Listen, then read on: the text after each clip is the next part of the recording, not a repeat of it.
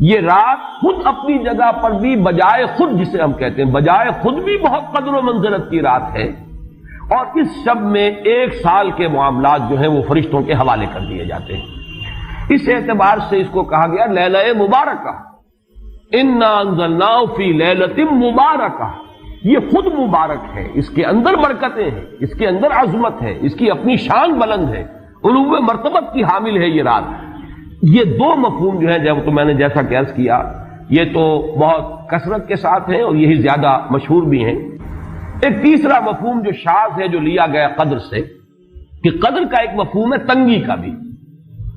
جیسے کہ سورۃ الفجر میں ہم پڑھ چکے ہیں فَأَمَّا الْإِنسَانُ إِذَا مَا ابْتَلَاهُ رَبُّهُ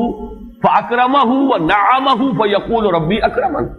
وَأَمَّا إِذَا مَا ابْتَلَاهُ فَقَدَرَ عَلَيْهِ رِزْقَهُ فَيَقُولُ رَبِّي أَهَانَنِ۔ انسان کا معاملہ عجیب ہے کہ جب اس کا رب اس کا امتحان لیتا ہے، اسے آزماتا ہے، نعمتیں دے کر، عزت دے کر، تو کہتا میرے رب نے مجھے عزت دے دی، اور جب اس کا رب اس کو آزماتا ہے اس پر رزق کو تنگ کر کے، تو وہ کہتا میرے رب نے مجھے ذلیل کر دیا۔ تو یہاں پر جو تنگی کا مفہوم ہے قدر میں، تو ایک مفہوم یہ لیا گیا ہے کہ یہ لیلۃ القدر لیلۃ الضیق ہے، اور یہ اس لیے کہ اس زمین پر اتنی کثرت سے، اتنی کثیر تعداد میں فرشتے نازل ہوتے ہیں کہ تنگی پیدا ہو جاتی ہے۔ اب اس کے بعد سوال پیدا ہوتا ہے کہ یہ رات جو ہے مخفی کیوں رکھی گئی؟ تعین کے ساتھ کچھ معلوم نہیں، یہ رات کون سی رات کون سی رات ہے، اس کا جواب تو میں بعد میں دوں گا کہ اس میں جو آراء ہیں مختلف، لیکن یہ کہ اس کو کیوں مخفی رکھا گیا، اس پر کچھ پیاری باتیں ہیں جو مفسرین نے کہی ہیں۔ پہلی بات تو یہ کہ جتنی عظیم چیزیں ہیں ان سب کو مخفی رکھا گیا۔ قیامت کب آئے گی؟ مخفی ہے، آئے گی یہ یقینی ہے، کب آئے گی؟ یہ تو ان امور میں سے ہے کہ جس کا علم نبی اکرم صلی اللہ علیہ وسلم کو بھی نہیں دیا گیا، جبرائیل کو بھی نہیں دیا گیا۔ چنانچہ حدیث جبرائیل میں واضح طور پر الفاظ موجود ہیں وَمَا الْمَسْئُولُ عَنْهَا بِأَعْلَمَ مِنَ السَّائِلِ، کچھ معلوم نہیں، نہ سائل کو معلوم نہ مسئول کو معلوم قیامت کب آئے گی۔ اسی طرح بعض روایات میں جو آتا ہے اس میں اعظم، اللہ کا ایک نام ایسا ہے کہ اس کے واسطے سے اللہ سے جو بات مانگی جائے وہ رد نہیں ہے، لیکن وہ کون سا نہیں بتایا گیا۔ اقوال ہیں، اندازے ہیں، حی و قیوم پر زیادہ، الحی القیوم پر زیادہ لوگوں کا جو ہے وہ اجماع ہوا ہے، لیکن یہ کہ یقین سے نہیں کہہ سکتے۔ تو اسی میں اس کو بھی نوٹ کر لیجئے کہ اس کو مخفی رکھا گیا ہے لیلۃ القدر کو۔ لوگ زیادہ سے زیادہ محنت کریں، زیادہ سے زیادہ مشقت کریں، اس کے لیے جو بھی اس کی قدر و منزلت سے کسی درجے میں آگاہ ہے، وہ اگر معین ہی ہو جاتا کہ ایک شب یہ ہے تو پھر تو سب کے سب اس رات میں محنت کر لیتے، باقی راتیں جو ہیں وہ پھر سونی اور ویران گزرتی۔ لیکن یہ کہ مطلوب یہ ہے کہ زیادہ سے زیادہ راتیں آباد ہوں، زیادہ سے زیادہ راتوں میں ذکر ہو، عبادت ہو، دعا ہو، اس لیے اس کو مخفی رکھا گیا، یہ حکمت ہے۔ اس میں بھی ایک عجیب نکتہ ہے جو امام راضی رحمۃ اللہ علیہ نے بیان کیا ہے، اور حوالہ اگرچہ نہیں دیا اس حدیث کا، لیکن ایک روایت کے حوالے سے بات بیان کی ہے کہ اس کے ظاہر نہ کرنے میں بھی اللہ کی ایک شفقت اور رحمت ہے بندوں کے حق میں، اس لیے کہ اس کی قدر جتنی زیادہ ہے اتنی ہی اس کی ناقدری پر سزا ہوگی۔ اگر معلوم ہو کہ یہ شب ہے اور اس کی ناقدری کو انسان کرے تو گویا کہ پھر وہ اتنا ہی زیادہ مورد عقاب اور مورد سزا بن جائے گا۔ اس کے لیے ایک بڑا پیارا واقعہ نقل کیا امام راضی نے کہ حضور صلی اللہ علیہ وسلم حضرت علی رضی اللہ تعالی عنہ ایک روز مسجد میں داخل ہوئے، ساتھ ہی آئے ہیں، دیکھا کہ ایک شخص سو رہا ہے، نماز کا وقت ہو چکا تھا۔ حضور نے حضرت علی سے فرمایا کہ اسے جگا دو، اسے ہوش میں لے آؤ تاکہ یہ وضو کرے، نماز کے لیے تیاری کرے۔ حضرت علی نے امتثال امر کیا، جا کر جگا دیا۔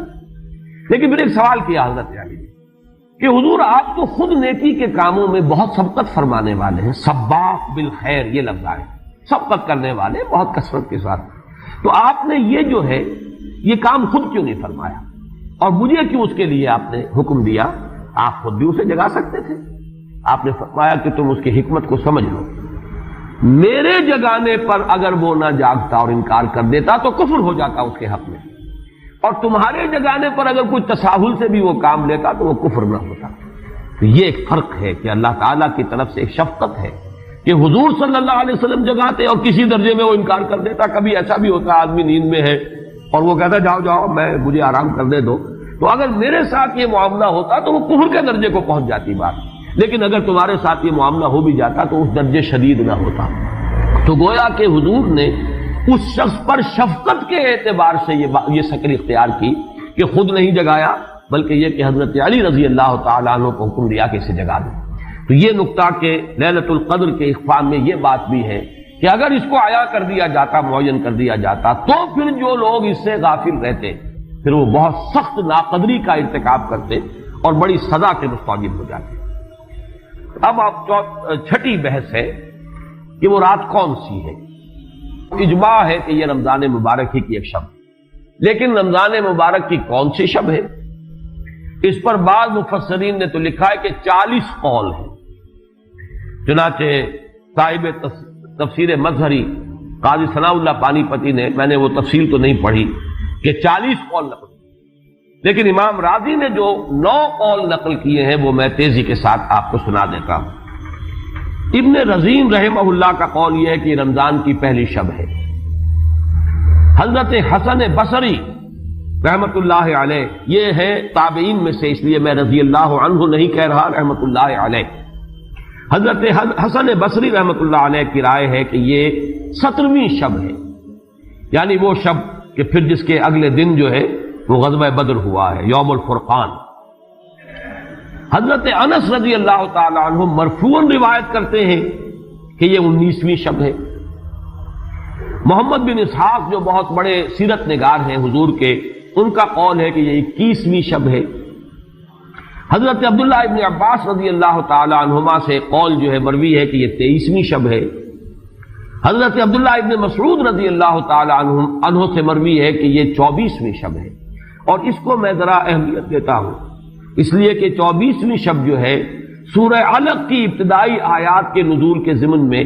کچھ حساب کتاب کے جوڑنے سے 24ویں اور 25ویں شب کا بھی معاملہ جڑتا ہے، جو کہ میں نے